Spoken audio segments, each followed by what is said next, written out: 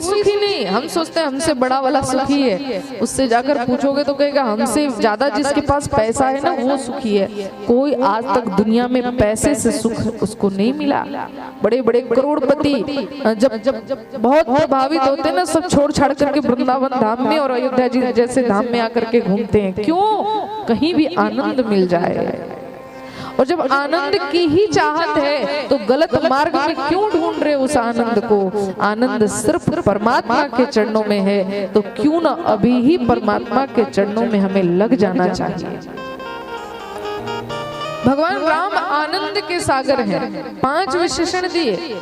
आनंद के सिंधु हैं, सुख की राशि हैं, त्रैलोक्य की सुपासी हैं और सुख के धाम है महाराज, और अखिल लोक के विश्राम है। आनंद सिंधु का एक सीकर भी पूरे संसार को विश्राम प्रदान करने में सामर्थ्य है महाराज, उस सीकर में।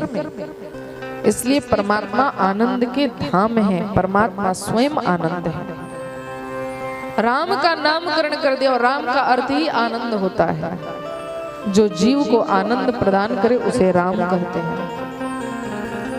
उसके बाद भरत जी का नामकरण किया, कहा विश्व भरण पोषण कर जोई, ताकर नाम भरत अस होई। जो विश्व का भरण पोषण करे उसे भरत कहते हैं। अब किस चीज से भरण पोषण? क्या भरत जी अन्न देते हैं दूसरों को? अन्न से भरण पोषण करते हैं? कपड़ा मकान देते हैं? कहा नहीं नहीं। भरत जी किस चीज से जीव को पोषित करते हैं? विश्व भरण पोषण कर जोई।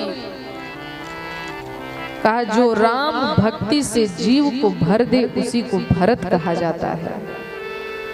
और यहाँ पर एक ही विशेषण नहीं है, विश्व का अर्थ परमात्मा भी होता है। जो परमात्मा को भी, परमात्मा का भी भरण पोषण करे उसे भरत कहते हैं। विश्व माने परमात्मा, परमात्मा का एक नाम विश्व है। आप विष्णु सहस्त्र नाम उठा करके देखेंगे तो भगवान का पहला नाम ही विश्व कहा। विश्वम विष्णुर वसटकारो भूत भव्य भवत प्रभु। परमात्मा का नाम ही है विश्व, अर्थात जो परमात्मा का भरण पोषण करे उसे भरत कहते हैं। अच्छा एक बात बताओ, परमात्मा भी भूखे होते हैं क्या जो भरत जी उनका भरण पोषण करे? परमात्मा तो सबको देने वाला है, फिर उसका भरण पोषण वो किस चीज का भूखा है? परमात्मा भी भूखे होते हैं महाराज, लेकिन परमात्मा की भूख संसार की संपदाओं के लिए नहीं है, परमात्मा केवल भाव का भूखा होता है। और भरत जी महाराज अपने भक्ति रूपी भाव